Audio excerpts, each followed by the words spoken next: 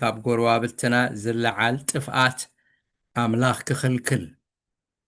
ኣምላኽ ጥፍኣት ይኽልክል እዩ ኣምላኽ መዕናዊ ይኽልክል እዩ ኣምላኽ ጸላኢ ይኽልክል እዩ ጸላኢ ድሪኹ እንተመጸ እኳ ትንፋስ እግዚኣብሔር ይጸርጎ እዩ ተባሂሉ ተጻሒፉ ኣሎ ክብሪ ንእግዚኣብሔር ይኹን ውሕጅ ደሪኹ ክመጽእ ከሎ እግዚኣብሔር ከልካሊ ኮይኑ ይኽልክል እቲ ኸጥፍእ ዝመጸ ተመሊሱ ኸየጥፍእ ይዓግቶ መገዱ ይቕልሶ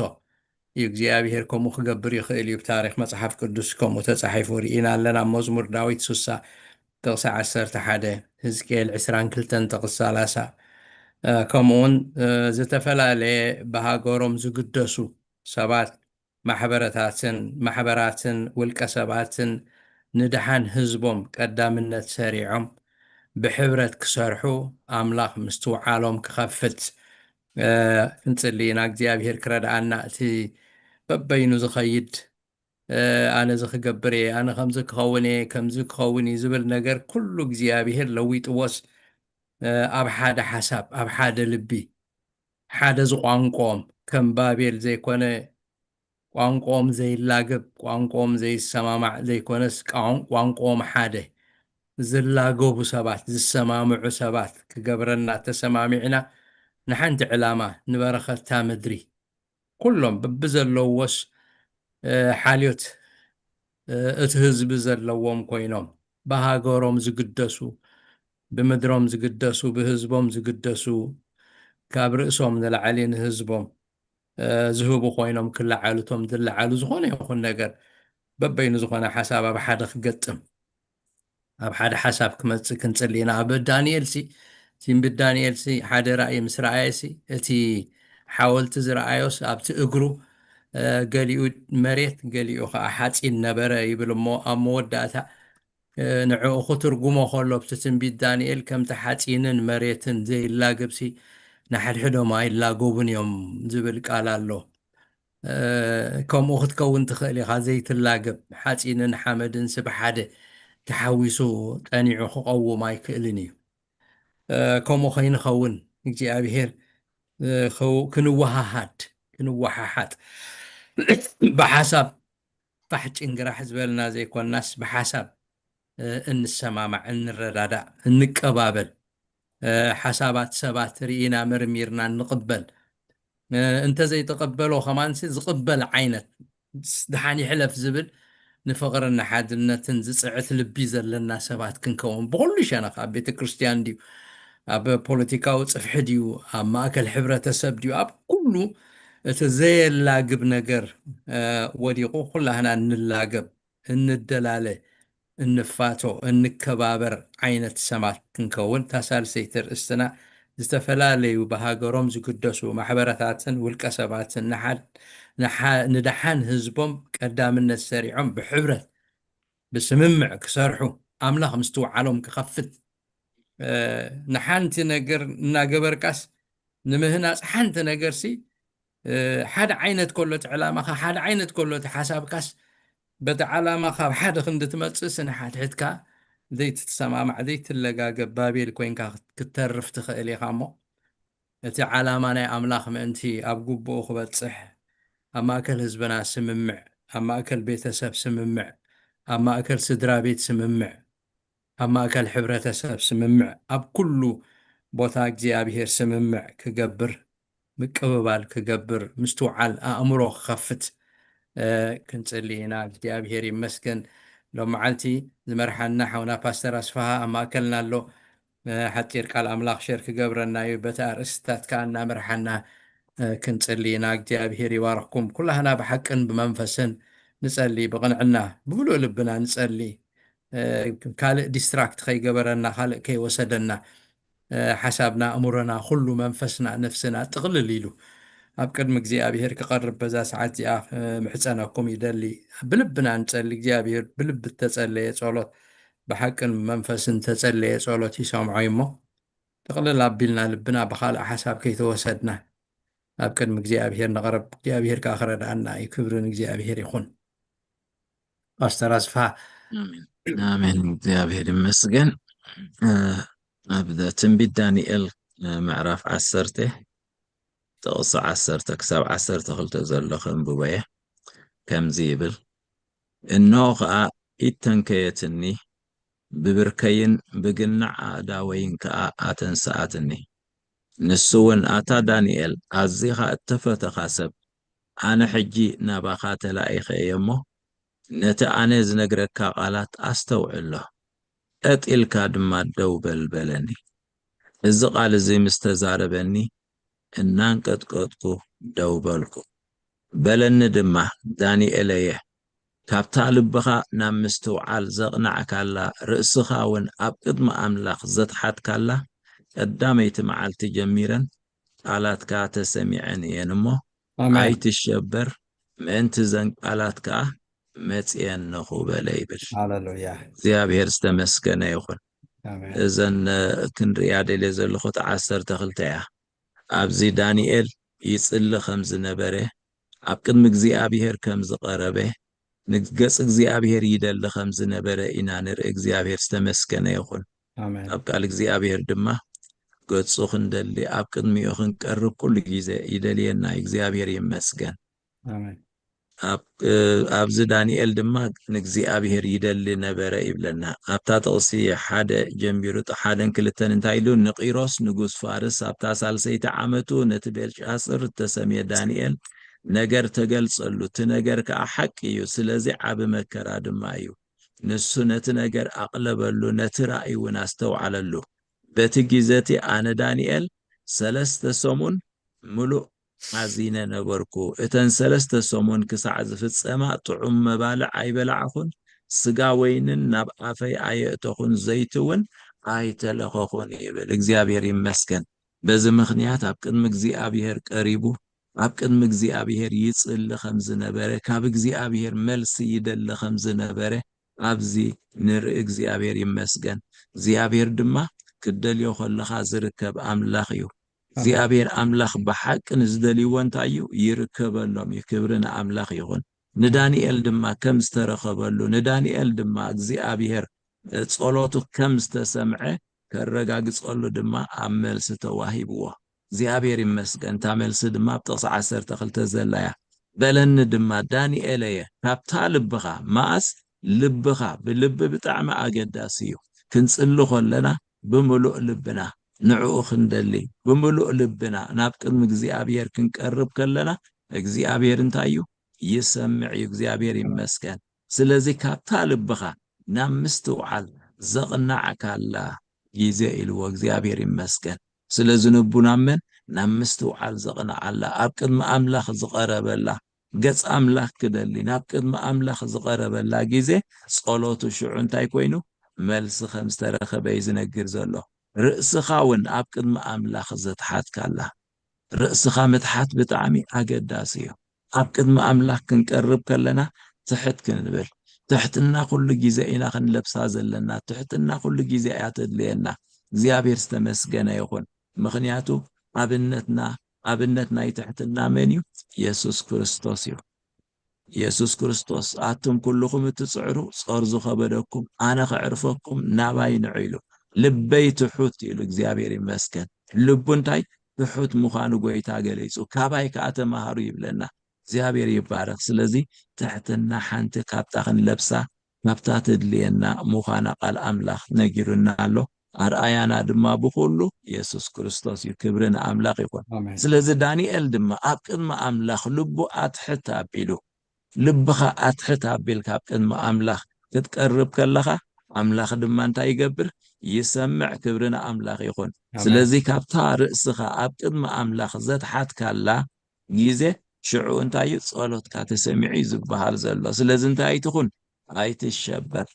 ኣይትሸበር ኢልዎ እግዚአብሔር ይመስገን ምእንቲ ዝዘን ቃላት ከዓ መጽየ እነኹ ኢልዎ እግዚአብሔር ይመስገን ስለዚህ መልሲ ተዋሂብዎ ጸሎቱ ተሰሚዑ ክብርን ኣምላኽ ይኹን ኣምላኽና ድማ ዝሰምዕ ኣምላኽ እዩ ኩሉ ጊዜ ከምዚ ናይ ዳንኤል ኣብ ቅድሚ ኣምላኽ ዝቐረበሉ ርእስና ኣትሕት ኣቢልና ርእስና ኣብ ቅድሚ ኣምላኽ ሒዝና ክንቀርብ ይግባአና እግዚአብሔር ዝተመስገነ ይኹን ኣምላኽ ድማ ዝሰምዕ ኣምላኽ እዩ ከም ፍቃዱ ዝተጸለየ ጸሎት ኣምላኽ እንታይ ይገብር ይሰምዕ እዩ እግዚአብሔር ይመስገን ኣብ ቀዳማይ ዮሃንስ ከምኡ ኢልና ኣሎ ብቲ ምዕራፍ 5 ጥቕሲ 14 ክንሪኦ ከለና ኣብ ቀዳማይ ዮሃንስ ኣምላኽ ጸሎት ከም ዝሰምዕ ተነጊሩና ኣሎ። እግዚኣብሔር ይባረኽ። ስለዚ ከም ፍቓዱ ዝተጸለየ ጸሎት ይሰምዖ እዩ። መልሲ ኣለዎ። ክብሪ ንኣምላኽ ይኹን። ኣሜን ስለዚ መልሲ ይህብ እዩ። እግዚኣብሔር ስሙ ይባረኽ። ከም ፍቓዱ ጌርና ሓደ ነገር እንተለመናዮ ይሰምዓና እዩ። እቲ ኣብኡ ዘለና ትብዓት ድማ እዚ ኢሉና ኣሎ። እግዚኣብሔር ይመስገን። ስለዚ ልብና ኣትሕት ኣቢልና ከም ፍቓድ ኣምላኽ ኣብ ቅድሚኡ ክንቀርብ ከለና እግዚኣብሔር እንታይ እዩ ይመልስ እዩ። ክብሪ ንኣምላኽ ይኹን። ሕጂ ድማ ዝንጽልዮ ዘለና ጸሎት እዘን መዓልታት እዚኣተን ኣብ ቅድሚ ኣምላኽ እንቐርበሉ ዘለና ግዜ እግዚኣብሔር ስሙ ይባረኽ። እዚ ዓመት እዚ ናይ መወዳእታ ዓመት ክኸውን፣ እዚ ዓመት እዚ ኣሜን እሱራት ዝፍትሑሉ ዓመት፣ እዚ ዓመት እዚ ናይ ናጽነት ወንጌል ብናጽነት ዝስበኸሉ ዓመት ኮይኑ ክርከብ ጸሎትና እሱ እዩ። እግዚኣብሔር ድማ ከም ዝገብሮ ኣሚንና ንጽሊ ኣለና። እግዚኣብሔር ኣሜን ዝተመስገነ ይኹን። እሞን ኣምላኽ እዩ ዘለና። ገባር ኩሉ ተኣምር እዩ። ንዕኡ ዝጨንቆ ነገር ዋላ ሓንቲ እኳ እየልቦን። እግዚኣብሔር ስሙ ይባረኽ። ክብሪ ንዕኡ ይኹን። ሃሌሉያ ካብዚ ቀፂልና በተን ተዋሂበናና ዘለዎ ኣርእስትታት ሓቢርና ክንጽሊ ኢና። እግዚኣብሔር ይመስገን። ኣሜን ሰለስተ ርእስቲ እየን ዘለዋና፣ ሰለስቲአን ድማ በብሓደ ክንጽሊ ኢና። እታ ኣሜን ቀዳመይቲ ኣርእስቲ ተዋሂባትና ዘላ ኣንጻር ምድርናን ህዝብናን ዝምከር ኣጋንንታዊ ምኽሪ ክብተን። ኣጋንንታዊ ምኽሪ ኣብዛ ምድሪ እዚኣ ዝምከር፣ ኣብዛ ምድሪ እዚኣ ዝሕሰብ ዘበለ ኩሉ ብስም ኢየሱስ እንዳወቃዕና እንዳገሰጽና ክንብትኖ ኢና። እግዚአብሔር ዝተመስገነ ይኹን። ኣምላኽ እሙን ኣምላኽ እዩ። ንኣምላኽና ዝሰኣኖ ነገር የለን። ጸላኢ በዝን በትን ክፍትን ይኽእል እዩ። እዛ ሃገር ብሰላም ከይትነብር በዝን በትን ክፈታትን ይኽእል እዩ። እግዚአብሔር ግን ኣብ ዝፋኑ ኣሎ። ኣምላኽና ኩሉ ዝከኣሎ እዩ። ሃሌሉያ ኣጋንንታዊ ኣሰራርሓ ዝምከር ዘበለ ኩሉ በስም ኢየሱስ ክንግስጽ ኢና፣ ክንወቅዕ ኢና። እግዚአብሔር ይመስገን። ኣምላኽና ድማ እሙን ኣምላኽ እዩ። ኩሉ ዝከኣሎ እዩ። እግዚአብሔር ዝተመስገነ ይኹን። ኣሜን ሃሌሉያ። በዚ ርእስቲ እዚ ኩሉና ሓቢርና ክንጽሊ ኢና። በዚ ሓሳብ እዚ ክጽልየ ዝብል እንተሎ በዚ ሓሳብ እዚ ክጽልየ ዝብል እንተሎ ኩሉና ሓቢርና ክንጽሊ ኢና። ሃሌሉያ ሃሌሉያ የስ እግዚአብሔር ሃሌሉያ ንኪ ጂሰስ ክጽልየ ዝብል በዚ ርእስቲ እዚ እንተሎ ጸልዩ። ሃሌሉያ አሜን ሃሌሉያ ሃሌሉያ ሃሌሉያ እግዚአብሔር ተምልኾና ምስጋና በኻል መልጻለን የስ ምስጋና በኻል መልጽ ቤትካ እናዘከርና እታ ተዋሂባትና ዘላ ጽሕፍቲ ኸንብበ ብድሕሪኡ ክትጽልዩ ኢኹም። እግዚአብሔር ይመስገን። ኣብ ኢሳያስ 51 ጥቕሲ 9 ኣታ ቅልጽም እግዚአብሔር ንቓሕ ንቓሕ ሓይሊ ተኸደን ከምቲ ብመዓልትታት ጥንቲ ብዘበናት ቀደም ዝገበርካዮ ንቓሕ ንረሃብ ዝቆራረጽካ ንገበል ዝወጋእካስ ንስኻ ዶ ይኮንካን? ንባሕሪ ናይቲ ብርቱዕ መዓሙቕ ማያት ዘንጸፍካ እቶም ድሑናት ክሓልፉ ከዓ ነቲ ቖር ባሕሪ መገዲ ዝገበርካዮ ንስኻ ዶ ይኮንካን? እቶም እግዚአብሔር እተበጀዎም ክምለሱ እልል እናበሉ ናብ ጽዮን ክመጹ እዮም። ዘለኣለማዊ ሓጐስ ከዓ ርእሶም ክኽልል እዩ። ደስታን ሓጐስን ክረኽቡ እዮም። ጓህን እህታን ክሃድም እዩ። ኣነ እየ ዘጸናንዓኩም ንስኻትኩም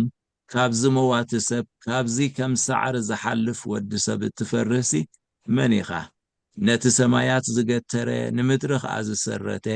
ነቲ ዝፈጠረካ እግዚአብሔር ረሳዕካዮ። ኩሉ ግዜ ኩሉ መዓልቲ ካብ ንድሪ እቲ ንምጥፋእ እተዳለወ ገፋዒ እትፈርህ ኣለኻ። ነድሪ ትገፋዕ ኣበይ ኣሎ ይብል። እግዚአብሔር ይመስገን።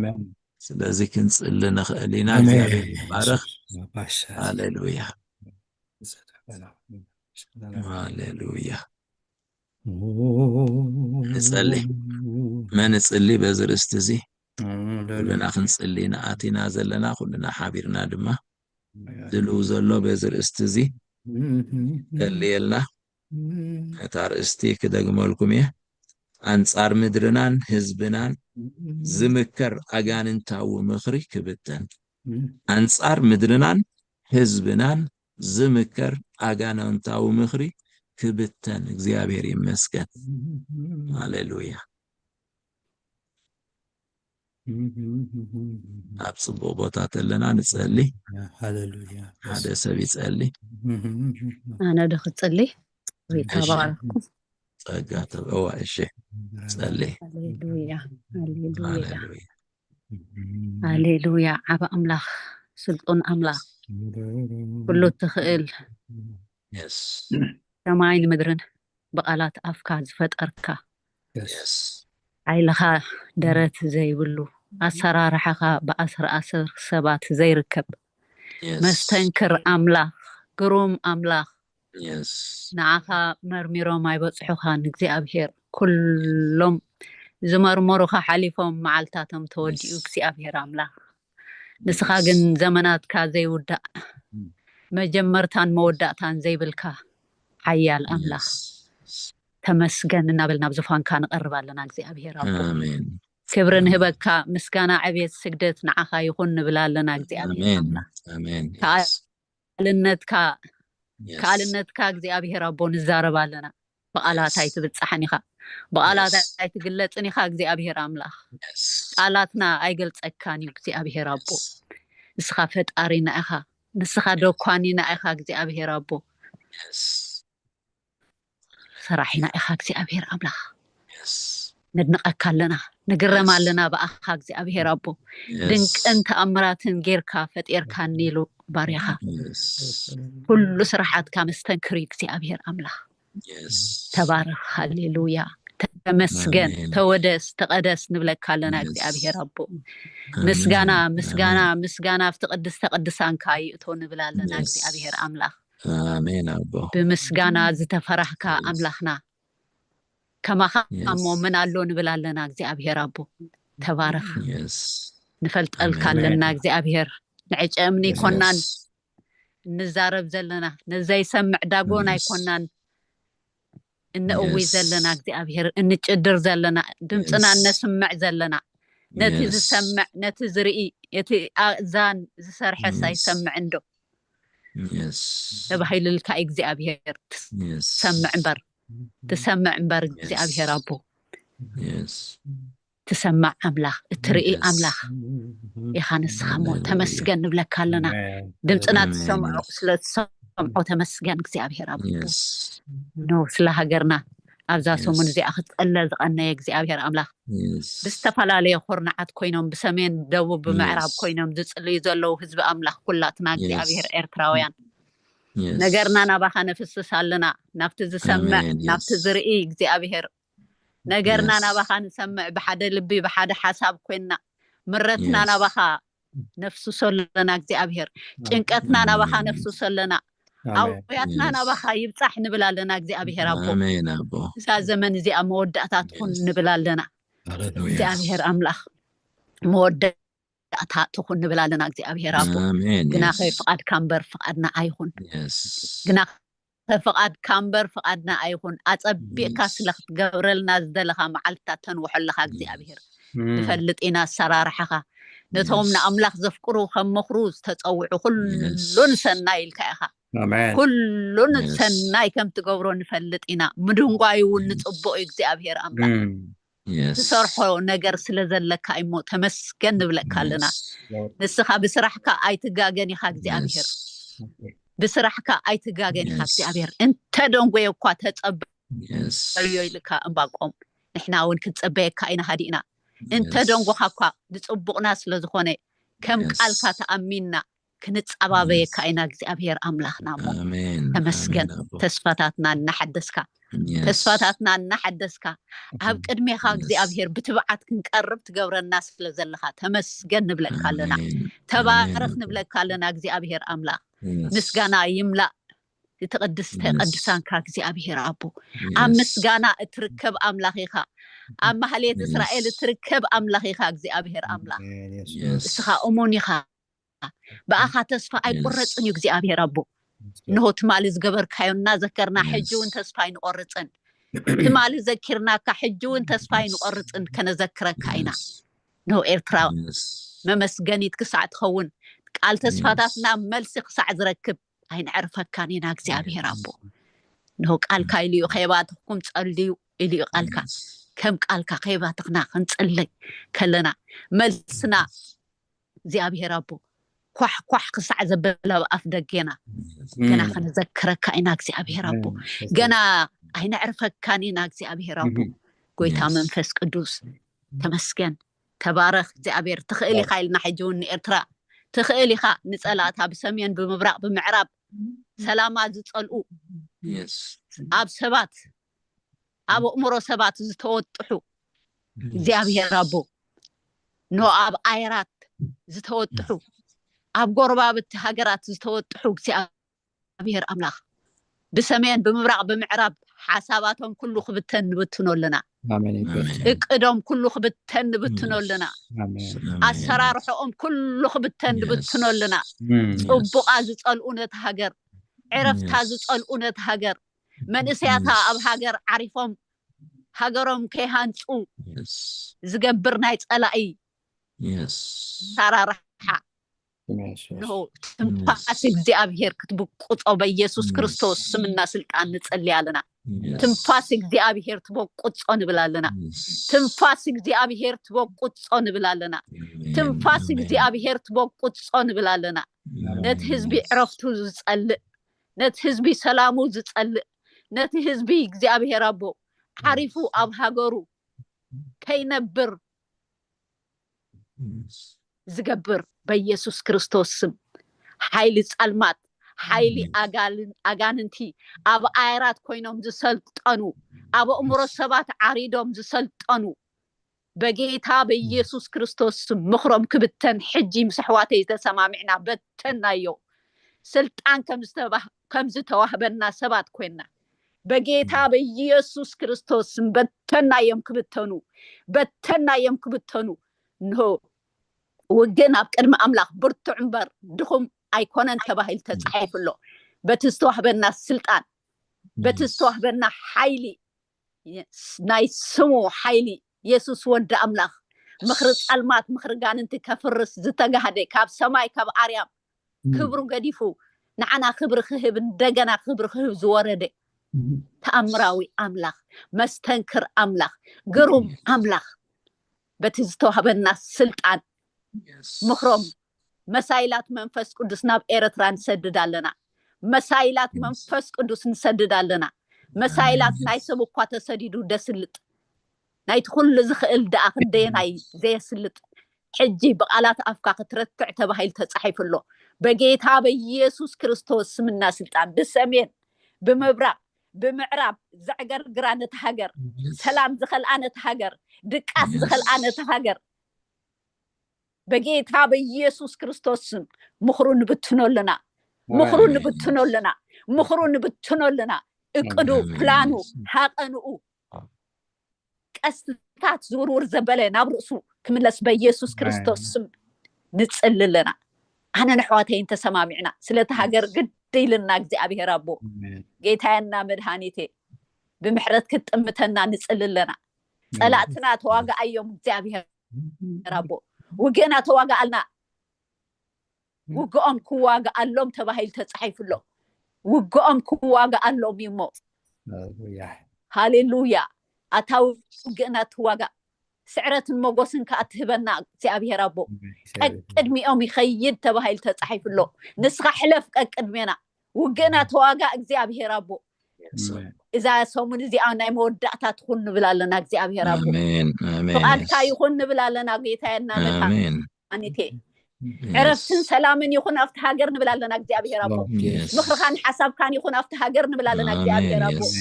ምኽርኻ ሓሳብካ ጥራሕ ይኹን ንብላለና ምኽሪ ጠንቆልቲ ምኽሪ ኣጋንንቲ ኣብ ኣይራት ዝሰልጠነ ኣብ እምሮ ሰባት ዝሰልጠነ ግና ንግልብጦለና በጌታ በኢየሱስ ክርስቶስ ስም ንግልብጦለና በጌታ በኢየሱስ ክርስቶስ ስም ንግልብጦለና ምኽሪ ጻልማት ምኽሪ ጋንንቲ ጸላእ ጽድቂ ጸላእ ወንጌል ጸላእ ክርስቶስ ጸረ ክርስቶስ በጌታ በኢየሱስ ክርስቶስ ስም ክግልበጥ ንእዝዛለና كقلبت نأزز لنا كقلبت نأزز لنا بجيت هذا يسوع كريستوس أبو أمور سبات عريضو عتعت حزز له نتحق حق سيبل نمساكين كيدن قص أمره عتعت حزز له نتخفو النار أي أمره مستخفو زي السما مع زلو أبيت أملاخ زاتوي بوليتيكا بيسوع كريستوس مغلبط الله أبيت أملاخ زاتوي بوليتيكا بجيتا بيسوع كريستوس ميقلبط ويتا يقرب للان بيت خريستيانكا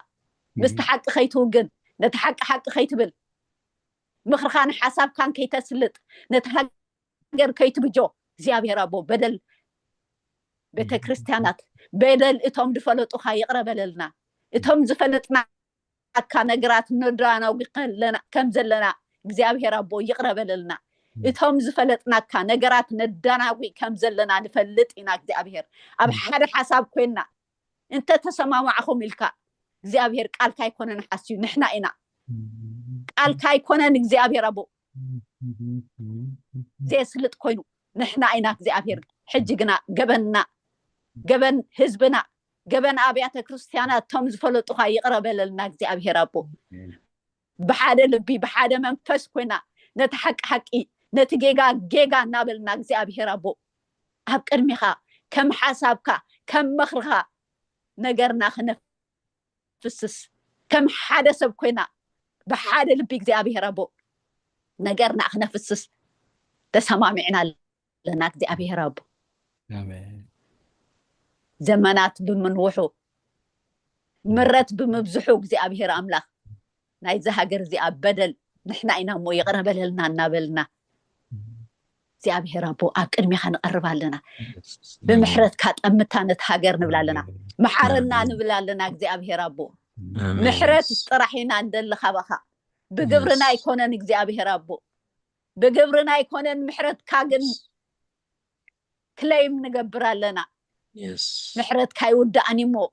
الراش ديت أفاناس زي أبي تصقها ጸጋኻን ብረናሎ ነዛ ግዜ ዘኣኻ ክንጸሊ ኣብ ቅድሚኻ ኣቆይምካና ኣለኻ እግዚአብሔር አቦ እዚ ኩሉ ካባኻ ይኮይንልና ተዓዲልና እግዚአብሔር አምላኽ ዕድሎት ካባኻ እዩ ከምዚ ጌርና ኸነማልድ ከምዚ ጌርና ኣብ ቅድሚኻ ነገርና ኸነፍስስ ዝገበርካ እግዚአብሔር አቦ ካባኻ እሞ ተመስገን ንብለካ ኣለና ኣታ ንጸሎትና ዘይነዓቅካ ጸጋኻ ዘይርሓቅካ ብሩኽ መንፈስ አቦና كبر نسم كايخون مسجانا نسم كايخون عبيد سجدت نعخا يخون እግዚአብሔር አቦ نخل مودعتا سلت جبرو لخ أنا مسجنا كلنا نخل مودعتا سلت جبرو لخ እግዚአብሔር كم تنداني الزبل كايو أتداني إلي بتا معلتي مجمريا معلتي تسأل خلا بفلتات بأمورس تسأل خلا سمعك كأزبل كايو እግዚአብሔር أملا لاتنا دمتنا تسمعي እግዚአብሔር አቦ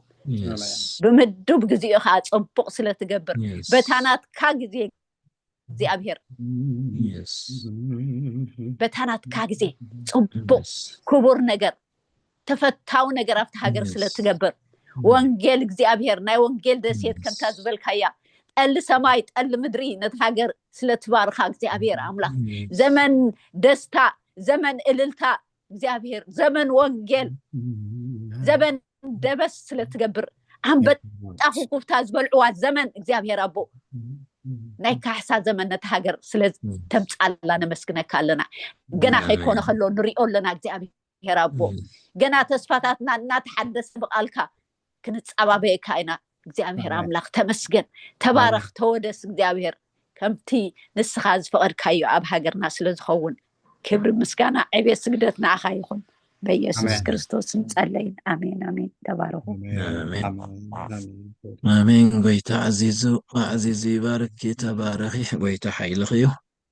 آمين كبرنا أملاخ يخون እግዚአብሔር ዝተመስገነ ይኹን ኣብታ ካልኣይቲ ኣርእስቲ እውን ክበክሙ እሞ ብድሕሪኡ ክጽሊ ድልው ዝኾነ ሰብ ክጽሊ ክእል እዩ ካብ ውሽጢ ይኹን ካብ ጎረባብቲ ዝለዓል ጥፍኣት ኣምላኽ ክኽልክል ይብላል ካብ ውሽጢ ድዩ ወይስ ካብ ደገ ድዩ ዝለዓል ዘበለ ነገራት ነታ ሃገር ሰላም ዘይህብ ኩሉ እግዚአብሔር ክኽልክለልና بز نجار زخن سلينا እግዚአብሔር ይመስገን ተቀዳመይትን ካላይትን አርጋተ ተሐሒዘን ينزخدا በዛ ሐሳብ እዚ ንጽል ዝብል እንተሎ ንጸል እግዚአብሔር ይመስገን እሞን አምላኽ ይድሰምዕ አምላኽ ዩ ጸላአ አይዓርፍን ይበዝን በትን ነታ ሃገር ወንቅሳነት አይህብን ይትዝስማዕ ወሬታት ከምዝ ክኸውን ይኽበሃል ኮሎ ታ ሃገር ታያ ትኸውን እታ ሃገር አሸባሪዩ ሕማቅ ዜና እዩ ስለዚ እዚታት ከብቅዕ እግዚአብሔር ክረድእ አምላኽና እሞን አምላኽ እዩ እዛ ዓመት እዚአስ እግዚአብሔር መፍትሕ ክገብረላ ነዛ ሃገር እግዚአብሔር ይመስገን እሺ ንጸልይ ንጸልይ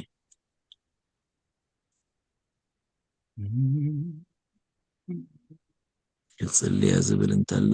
ጸልዩ አንሚዩት ገርኩም ጸልዩ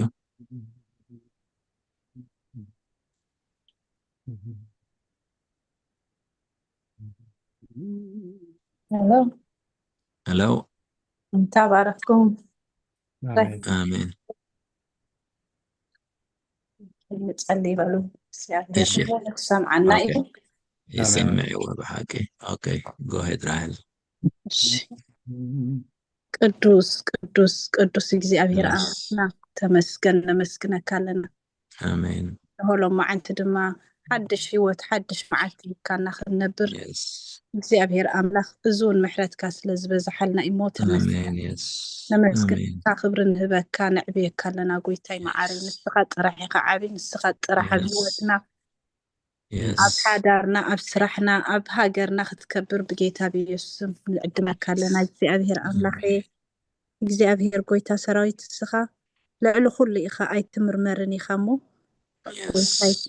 ኩሉ ንዓና ተሓስቦ ሓሳብ ድማ ሓሳብ ድሓንን ሓሳብ ጽቡቕን ስለዝኾነ ጎይታ ነመስግነካ ኣለና አሜን እግዚአብሔር አቦ ስለዚ ዝሃብካና መዓድ ድማ ተመስገን አሜን ገዛና ኮይና ኣብዚ ዘለና ይኮይና ኣብ መገዲ ኹና ብዝኾነ ኮይና እግዚአብሔር አምላኽ ንስኻ ኣብ ኩሉ ትርከብ ጊዜን ቦታን ዘይድርተካ ዝኾንካ አምላኽ ከምዚ ኣልካ ክንዛረብ ከምዚ ኣልና ድማ ብዛዕባ ህዝብና ክንማልድ እግዚአብሔር አቦ እዙን ካባኻ ይኮይና ሰባት ስለዝተፈለና ወይ ዝነፋዕና ዲኮነሲ ምሕረትካ በቃ ስለድጠመትካና ኢሞ እዙን ክብር ንህበካ ኣለና ኣብዚ ሰዓት እዚ ከምዚ ኣይኑ ስም ካፀዊዑ እግዚአብሔር አምላኽ ኣብ ዝእሰረሉ ዘሎ ኩነታት ንሕና ግን ዓዊልና በቃ ከም ልብና ክነምልኻታ እግዚአብሔር ንዓናስ ከመይሊ ኮይኑልና በቃ ከም ድላይና ኣብ ድላይና ኮይና ክንሰሜካ ክንጽልየልካ እዙን ካባኻ ስለዝኾነልና ተመስገን ነመስግነካ ኣለና ኣቦይ ማዕሪ ዕድሜና ሙሉእ ተመስገን ኢልና ኸማንሲ ኣይኣኽለካን እግዚአብሔር ጎይታ አምላኸ ናትካ ምሕረት ናትካ ፍቅሪ ናትካ ለውሃት ጥራሕ እንዳረኣና እግዚአብሔር ክንነብር ይዕንትና ክፈተልና አሜን እግዚአብሔር ብዘይ ወላ ሓደ ነገር ናይ ዘለዓለም ህይወት ሂብካና ጎይታ እዙን ዓብ ነገር ነዝ እንዳሓሰብና እግዚአብሔር አምላኽ ኩሉ ግዜ ክነመስግነካ ክንክእል ጎይታ ንጽልይ ኣለና አቦይ ስለ ህዝብና ስለ ሃገርና እግዚአብሔር ንጽልይ ኣለና በዚ ሰዓት እዚ እግዚአብሔር አምላኽ ኩሉ ትዝውረወረ እትዝስማዕ እትዝሕሰብ ኩሉ ነገር ጽቡቕ እኳ ኣይኮነን እግዚአብሔር ጎይታ ልዕሊ ኩሉ ልዕሊ ዘረባ ልዕሊ ኩነታት ልዕሊ ኩሉ ነገር ግን ንስኻ ኣለኻና በቃ ንስኻ ዓብ አምላኽ ንዓኻ ሰጊሩ ዝመጽእ ዜና ንዓኻ ሰጊሩ ዝመጽእ ውግእ ንዓኻ ሰጊሩ ዝመጽእ ኣዋጅ ወላ ሓንቲ ስለዘየለ እግዚአብሔር አቦ መንፈስ ቅዱስ ንኩሉ ዓድና ባዕልኻ ክትከባ ንህዝብና እግዚአብሔር አቦኻ ፍርሕን ካብ ራዕድን ክተድሕኖም ካብ ኩሉ ዝዓቢ አምላኽ ኣሎና ኢሎም እግዚአብሔር አምላኽ ክተብዑ ክኽእሉ ብሽም ኢየሱስ ክርስቶስ ነፍስ ወከፍ ህዝቢ እግዚአብሔር አምላኽ ኣብዚ ዘለና ዲ ኣብቲ ደለና ዲ ብሙሉእና ብትብዓት ክንጓዓዝ እግዚአብሔር አምላኸይ ንጽልይ ኣለና ጎይታ ናትካ ከኣልነት ናትካ ሓይሊ ናትካ ምሕረት ደይጣዕመ ሰብ ወላ ሓደ የለን አምላኸይ ክሕለፍ ዘይክእል ነገራት ኣሕሊፍካና በቃ እዚ ከውኒ ተባህለ ነገር ክንክኸውን ርኢናዮ ኢና ብህይወትና እግዚአብሔር እቲ ኩነታት ሰሚዕና ክንስንብድ ደይኮነስ ካባኻ ዝበልጥ ካብቲ ኩነታት ዝበልጥ አምላኽ ኣለኒ ኢልና ክንእውን አንደበትና ክትከፍት በኢየሱስ ክርስቶስ ስም ይጽልይ ኣለኹ እግዚአብሔር አምላኽ ንሕና ከም ኣመንቲ መጠንቲ ዝኣመናዮ ህያውን ልዑልን ኢልና እግዚአብሔር አምላኽ ንሰባት ክነተባብዕ እምበር ኣብ ዝኾነ ይኹን ዘይከውን ዘይባርኽ ዜና ዘይባርኽ ዘረባን ዕላልን ከይንርከብ ብጎይታ ብኢየሱስ ክርስቶስ ስም ከተተሓሳስበና ይጽልይ ኣለኹ። ኣሜን እግዚኣብሔር ኣምላኽ ግዜና ኣብ ከንቱ ከይነጥፍኦ ኣብ ጸሎትን ኣብ ምህለላን ኣብ ትናትካ ስኻ ደስ ዝብለካ ነገር ጥራሕ ክንከውን እምበር በዚ ኩሉ ሰብ ተኣሲርዎ ዘሎ ኩላህና በቃ ኣብዛ ቴሌፎን ጠጠው ምስ በልካ ዝመፅእ ነገራት እንዳረኣና ግዜናን ኣእምሮናን ከይውሰድ ብጎይታ ብኢየሱስ ክርስቶስ ስም ብደምካ ንሽፈን ኣለና። ኣምላኸ ሓይሊ ሃበና እግዚኣብሔር ኣብቲ ነቓዕ ጠጠው ክንብል ስለ ህዝብና ስለ ስድራና ስለ ዓሌትና እግዚኣብሔር ጎይታ ደግፈና። በቃ እዚ ጸሎት እዚ ከምዚ ኢሉ ክቕፅል ጎይታይ ተኣውጁ ጥራሕ ንሰሙን ወርሒ ከይከይድ ኩሉ ግዜ ህይወትና ናይ ጸሎትን ናይ ምስጋናን ናይ ምላድን ጥራሕ ክትገብሮ እግዚኣብሔር ንልምነካ ኣለና። ኣምላኸ ንስኻ እሙን ኢኻ እሞ እዚ ኩሉ ጸሎት ሰሚዕካ ድማ ካብቲ ኩሉ ዜና ዝስማዕ ዘሎ ኣምላኸ ነዚ ዓድና ስለትከላኸለልና ነመስግነካ ኣለና። ስለኩሎም ኣሕዋትይ ኣብዚ ጸሎት ተጊሆም ዘለዉ እግዚኣብሔር ኣምላኽ ይጽልይ ኣለኹ። ኣብ ዝደልይዎ ኩሉ እግዚኣብሔር ኣብ ልቦም ዘሎ ጸሎት ብፍቓድካ ኣብ ሰዓቱ ኩሉ ክትምልሰሎም ይጽልይ ኣለኹ። ኣነውን ቤተይን ኩሉ ንዓኻ ህበካ ኣለኹ። በዚ ሰዓት እዚ ዘይደሓኑን ዘይፈለጡኻን ዘለዉ ኩሎም እግዚኣብሔር ኣምላኸይ ምድሓን ክትገብረሎም ብጎይታ ብኢየሱስ ክርስቶስ ስም ብሓባር ኩላህና ክነምልኽ ክንክእል ክትገብረና ይጽልይ ኣለኹ። ኩሉ ጸሎትና ሰሚዕካ ትምልስ ኣምላኽ ዝኾንካ ተመስገን። በዚ ሰዓት እዚ ከምዚ ኢሎም ሓቢሮም ጸልዮም ኢሉ ድማ እቲ ዘይድቅስ ከም ዝጓዝማ አንበሳ ኩሉ ግዜ ዕለት ዕለት ዝዘውር ድማ ብጎይታ ብኢየሱስ ክርስቶስ ያው ስም ጠጠው ነብሎ ኣለና። ኣባና ኣብ ህይወትና ኣብ ሃገርና ኣብ ህዝብና ሓይሊ ዝበሃል የብልካ ንብሎ ኣለና። በቲ ብኢየሱስ ክርስቶስ ስልጣን ንመፀካ ኣለና። ንዑ ሓሊፍካ ክትመጽእ ሓይሊ የብልካን ንሓንሳእ ንዘለዓለም ኣስተሓፊሩካ ኦሬዲ ዝሞትካ ስለዝኾንካ ንዓኻ ክነስተናግድ ዝኸውን ኣእምሮን ግዜን የብልና ንብሎ ኣለና። ኣምላኸይ ትብዓት ሂብካ ንዓና ኩሉ ግዜ ብዘይ ፍርሒ ክንከይድ ብኣኻ ተቢዕና ክንከይድ ጥራሕ መዓልታዊ ህይወትና ንስኻ ጥራይ ክትቆፃፀሮ በይንኻ ንስኻ ገዛና ናብ ህይወትና ክትነግስ ብጌታ ብኢየሱስ ክርስቶስ ስም ይጽልይ ኣለኹ። ኣምላኸይ ኩሉ ዘጓሃናካ ኣተሓሳስባና ኣዘራርባና ኣካይዳና ዝኾነ ዘጓሃነካ ዘበለ ዝኾነ ሓጢኣት ድማ በተፍቅሮ ብወድካ ብኢየሱስ ክርስቶስ ደም ክትሓጽበልና ይቕረ ክትብለልና ድማ ንልምነካ ኣለና። እግዚኣብሔር ሕረትካ ንዘለዓለም እሞ እግዚኣብሔር ኣቦ ኩሉ በደልናን ኣበሳናን ሓዲግካ ክትዕረቐና ንጽልይ ኣለና። ጎይታዬ ስለ ኩሉ ተመስገን። መዓልትና ባርኽ ምሳና ኹን ኣይትፈለየና ብጎይታ ብኢየሱስ ክርስቶስ ስም ኣሜን ኣሜን ኣሜን ኣሜን። ጎይታ ዓዚዙ ይባርኪ። ተባረኺ ራሄል እግዚአብሔር ይባርኪ። ክብርን ኣምላኽ ይኹን። ኣብ መዝሙር ዳዊት 60:11 ረድኤት ሰብ ኮንቲ እሞ ካብ ተጻራሪ ርድኣና ይብል። እግዚአብሔር ይመስገን። ረድኤት ናይ ሰብ ኮንቲ እዩ ካብ ተጻራሪ ርድኣና። ርዳእ መን እዩ? እግዚአብሔር እዩ። እግዚአብሔር ስሙ ይባረኽ። ነዛ ምድሪ ድማ ረዲእዋ ዘሎ እግዚአብሔር እዩ። ብሕጂ እውን ዝረድኣ እግዚአብሔር እዩ። ስሙ ይባረኽ። ኣምላኽና እሙን እዩ። ሃሌሉያ የስ ሕጂ እውን ክንጽልይ ኢና። ክትጽልይ ዝብል እንተሎ በዛ ሓሳብ በዚ ርእስቲ ስለዛ ምድሪ ስለዛ ሃገር እግዚአብሔር ረዳእ እዩ።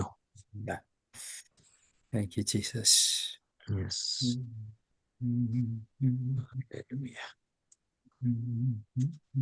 Hallelujah. በሎ ኣነ ክጽልይ። ህያውን ፈቃርን ዝኾንካ እግዚአብሔር ብዕቤትካ ዝተፈራህካ ገባር ኩሉ ተኣምር ዝኾንካ ንስኻ በይንኻ ኢኻ። ኣምላኸየ ከማኻ ዝበለ ዋላ ሓደ እኳ የልቦን ንኣኻ ዝመስል ዋላ ሓደ እኳ የለን። ኣምላኸየ ነቲ መዓሙቕ ባሕሪ ጎይታ ሰራዊት ኣብ ክልተ ዝመቐልካ ነቲ ቖር ባሕሪ እውን መገዲ ዝገበርካ ንስኻ በይንኻ ኢኻ። እግዚአብሔር ኣምላኽ ንስኻ ኤልሻዳይ ኢኻ። ኩሉ ትኽእል ኣምላኽ ኢኻ። ንዓኻ ዝጨንቀካ ነገር ዋላ ሓንቲ እኳ የልቦን። በዛ ሰዓት እዚኣ ድማ ንምድርና ሒዝና ንህዝብና ሒዝና ኣብ ቅድሚኻ ንቐርብ ኣለና። እግዚአብሔር ኣምላኸየ ሓሳብካ ነዛ ሃገር ጽቡቕ እዩ እሞ ነመስግነካ ኣለና። እግዚአብሔር ኣምላኸየ ነዛ ሃገር ሕጂ እውን ጎይታ ሰራዊት ኣምላኽ እትሕልዋ ንስኻ ኢኻ። ጎይታ ሰራዊት ኣምላኸየ ኣብ ቅድሚኻ ነቕርብ ኣለና። እግዚአብሔር ኣቦ እዛ ሃገር እዚኣ ጎይታ ሰራዊት ኣቦ ሰላም ህድኣት ክኾነላ ከባቢኣ ኩሉ ሰላም ህድኣት ክኸውን ንጽልይ ኣለና። ወእግዚአብሔር እግዚአብሔር ኢኻ ኣምላኽና ኣብ ልዕሊ እዛ ምድሪ እዚኣ ዝምከር ዘበለ ኣብ ልዕሊ እዛ ምድሪ እዚኣ ዝሕሰብ ዘበለ ኩሉ ብስም ኢየሱስ ንወቅዕ ኣለና ምኽሪ ናይ ጸላኢ ኩሉ ብስም ኢየሱስ ነፍርሶ ኣለና ኣብ ልዕሊ እዛ ምድሪ እዚኣ ዝምከር ዘበለ ናይ ጸላኢ ውዲት ኣጋንንታዊ ኣሰራርሓ ኩሉ ብስም ኢየሱስ ንወቅዖ ኣለና እዛ ሃገር ብሰላም ከይትነብር እዛ ሃገር ሃዲኣ ከይትነብር ኣብ ልዕሊ እዛ ሃገር እዚኣ ዝምከር ዘበለ ኩሉ ብስም ኢየሱስ ኮንቱ ንገብሮ ኣለና እግዚአብሔር ኣምላኸየ ንስኻ ሓላዊ ኢኻ እግዚአብሔር ረድኤታ ንስኻ ኢኻ እግዚአብሔር ሃገርና ሰላም ክኸውን ሃገርና ህድኣት ክኸውን ሃገርና እግዚአብሔር ኣምላኸየ ካብ ውግእን ወረ ውግእን ካብ ዘየድሊ ነገራት ወፂያ እግዚአብሔር ኣቦ ኣብ ናይ ምህንፃ ክትነጥፍ እዛ ሃገር እዚኣ እግዚአብሔር ኣቦ ኣምላኸየ ክትረድእ ንጽልይ ኣለና ወእግዚአብሔር እግዚአብሔር ኢኻ ኣምላኽና ከባቢና ዘለዎ ሃገራት ንስኻ ብጻሕ ንብለካ ኣለና ኣምላኸየ ንስኻ ጎይታ ሰራዊት ኣቦ ኣምላኸየ ክትበጽሖም ንመራሕቲ ናይ ሱዳን ክትበጽሕ መራሕቲ ናይ ኢትዮጵያ ክትበጽሕ እግዚአብሔር ኣምላኸየ ከባቢና ከሃድእ ጎይታ ኣብ ኢትዮጵያ ሰላም ክኸውን ኣብ ሱዳን ሰላም ክኸውን ንኤርትራ ድማ ሰላም ክኾነላ እዛ ሃገር እዚኣ ሃዲኣ ክትነብር ጎይታ ንጽልይ ኣለና እግዚአብሔር እግዚአብሔር ኢኻ ከመኻ ዝበለ ኣምላኽ የለን ኣምላኽና እሙን ኢኻ ከመኻስ የለን ስምካ ይባረኽ ስምካ ልዕል ይበል ተመስገን ንብለካ ኣለና ብስም ተፍቅሮ ወድኻ ኢየሱስ ጸለና ኣሜን ኣሜን ክብርን ኣምላኽ ይኹን ንቐጽል ኩልና ሃሌሉያ ሃሌሉያ ወይታይ ሃሌሉያ Thank you, Jesus. Yes. Thank you, Jesus. Yes.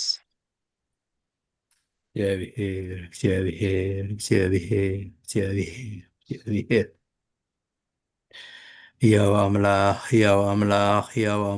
ኣብ ቅድሜኻ ኣለና እግዚአብሔር እንታ ትሰምዕ እግዚአብሔር ስምዓና ቅልጥም እግዚአብሔር ተለዓል ሓይል እግዚአብሔር ተለዓል ስለ ሓለዋ ህዝብናን ስለ ሓለዋ ምድርናን እግዚአብሔር ኣብትነቕዓ ንቐውም ኣለና ኣንተ ሓላዊ ኣንተ ዘይትታኸስ ሓላዊ ረዳኢ ሕያዋይ ጓሳ እግዚአብሔር ከምቲ ንኢዮብ ዝቐጸርካዮ እሞ ጸላኢ ርእይዎስ ብኹሉ ቐጺርካዮ ደየለኻን ዝበለ እግዚአብሔር ኣምላኽና እንሆ ጸላኢ ዝሪኦ ቐጽሪ ኣብታ ምድሪ እቲኣ ኸተቕውም ብናትካ ክብሪ ክትከባእ ብናትካ ሓይሊ ክትገባእ ብናትካ ሓዊ ክትከባእ እታ ምድሪ እቲኣ ነቲ ህዝቢ እዚ እግዚአብሔር ክትከላኸለሉ ኣብ ክንዱ እግዚአብሔር ክትወፅእ ብስም ኢየሱስ ክርስቶስ ንጽልይ ኣሎና ኣሜን እስራኤል ትንዓኹም ዝትንክስ ንመርዓት ዓይንዩ ዝትንክስ ዝበልካ እግዚአብሔር እዚ ህዝቢ እዚ ኣብ ቅድሜኻ መጎስ ይርከብ ኣሜን ህዝቢ እዚ እግዚአብሔር ባኻ ይተሓሎ ኣብ ኣኽናፍ ክብርኻ እትዎ ጽላል ኩኖ እግዚአብሔር ግንቢ ጸግዒ መኸወሊ ሃጽፊ ኩኖ እግዚአብሔር ካብ ደምሳሲ ውሕጅ ከውሎ ካብ ዘጥፍእ ብቐትርን ብለይትን ዝኸይድ ፌራ ሰውሮ ካብ ዘባድም ሕማም ሰውሮ ካብ ዘጥፍእ ካብ ዝመጽእ ሓይሊ ጸላኢ እግዚአብሔር ሰውሮ ኣጋንንቲ ዲያብሎስን ሰራዊቱን እግዚአብሔር ዘይደፍሮ ቐጽሪ እግዚአብሔር ኣምላኽና ጸላኢ ዘይደፍሮ ቐጽሪ ኣብታ ምድሪ እቲኣ እግዚአብሔር ህውከት ዘይብላ ዕግርግር ዘይብላ ሰላም ዝተመልአት ምድሪ ናይ ወንጌል ደሴት ክትከውን ብስም ኢየሱስ ክርስቶስ ንጽልይ ኣለና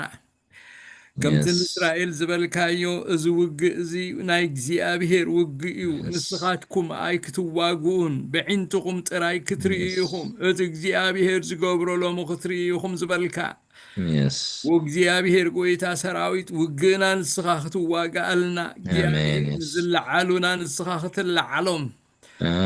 እግዚአብሔር ንዝትንስኡና ንስኻ ክትንስኦም እግዚአብሔር ጎይታ ሰራዊት ኣቦ ጸላእትና ከምቲ ማይ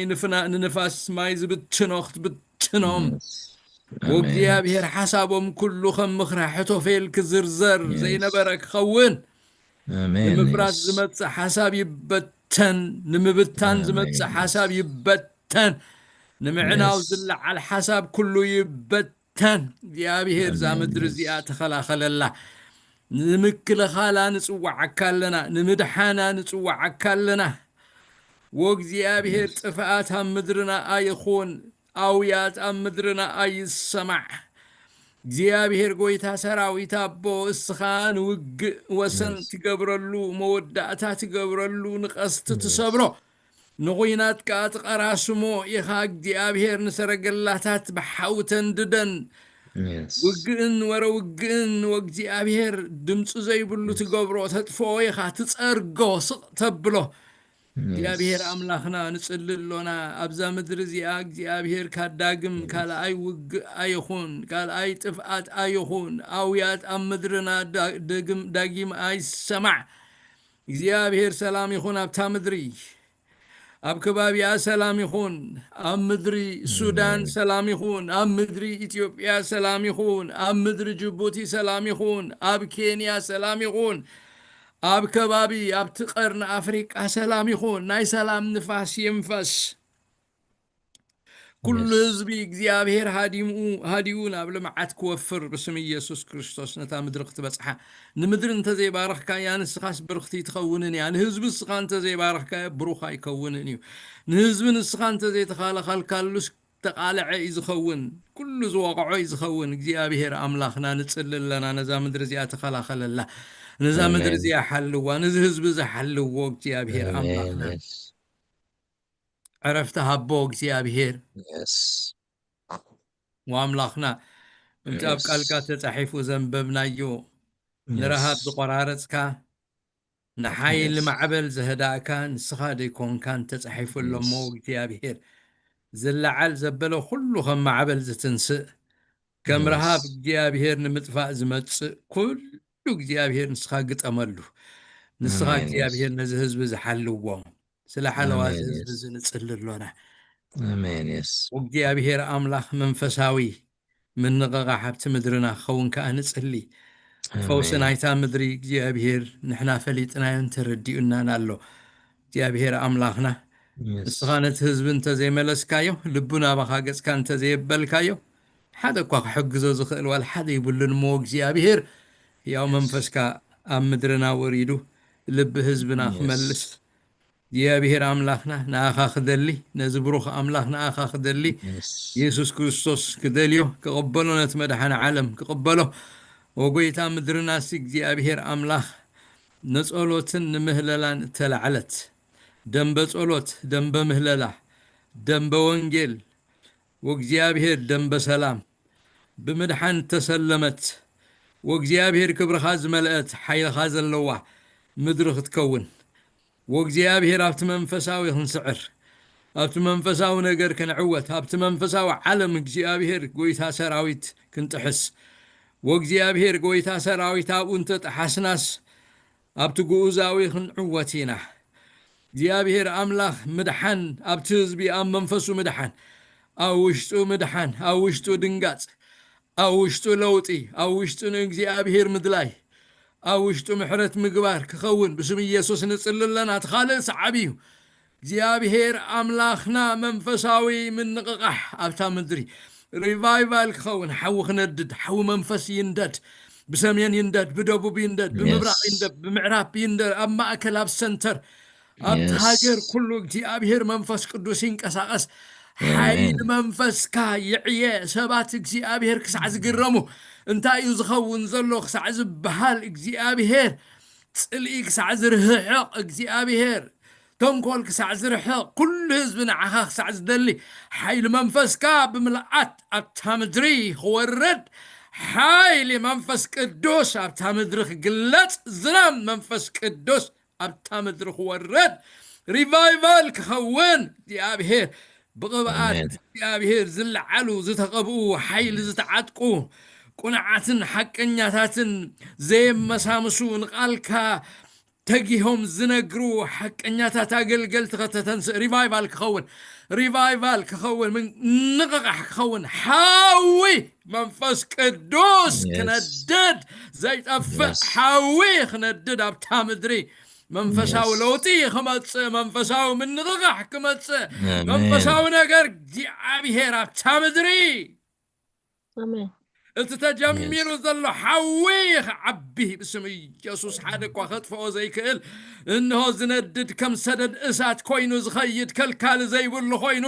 ሓይል ወንጌል ብእሳት መንፈስ ቅዱስ እናተሰነ ኣብታ ምድሪ እቲኣ ክፈስስ አሜን የስ ልሎና እግዚአብሔር ኩሉ ሰላም ብድሕሪኡ ዝመጽእ ኩሉ ካልእ ብድሕሪኡ ዝመጽእ እግዚአብሔር ምንغغح ኣብታ ምድሪ የስ አሜን ኣብ ከበሳታት ኣብ ኽራናት እግዚአብሔር ዓበይቲ ከተማታት እግዚአብሔር ኣብ ንኣሽቱ ከተማታት ኣብ ለሰ ኣብ ታሕቲ ኣብ መታሕቲ ኣብ ኩሉ እግዚአብሔር ኣብታ ምድሪ ኣብ ኩሉ ዓሌት ኣብ ኩሉ ኣብ ትሽዓተ ዓሌት እግዚአብሔር ብሄር ብስም ኢየሱስ ክርስቶስ ናይ ወንጌል ሓይሊ ክነድድ ብስም ኢየሱስ ነጸለለና بسم يسوع نحنا كبر خنهبك حيل خا خجلس نحنا خنسجدلك كبر خا بتامدر خريك دي أبي هير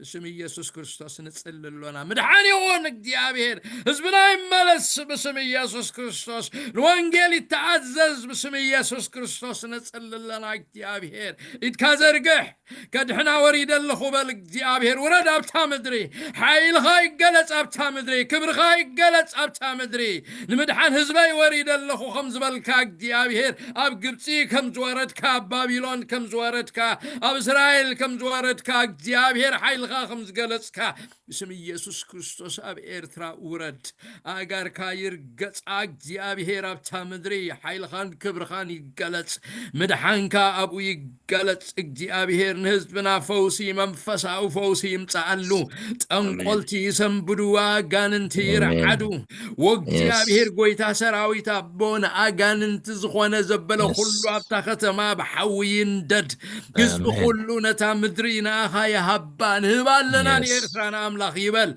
هبال لنا خابقاننت نحدقا خابتن قولت نحدقا ناخا نهبال لنا نسوال لنا ناخا أبكد ميخان غربال لنا تهزب بحدا نبغبل اسم يسوع كريستوس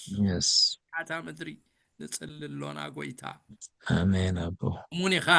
أمونيخا خلو سب كدحن حدك وخطف زي تفتو እግዚአብሔር ፍታውካዩ ምድሓን ሰናይ ምግባር ፍታውካዩ ምምላስ ህዝቢ ፍታውካዩ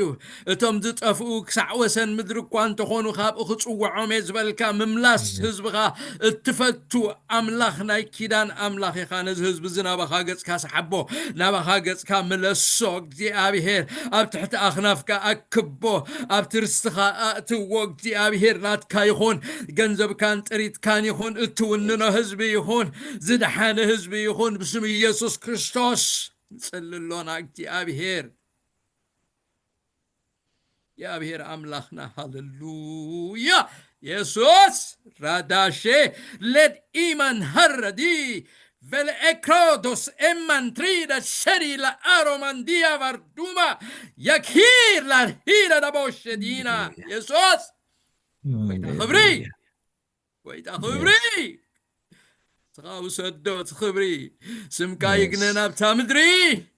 سمكا يعبب تامدري حزب كلنا اخا لليبال حزب كلنا لسان كلنا اخا يتامن كبر غاينقر እግዚአብሔር عبيو يبال እግዚአብሔር املاخنا قبرو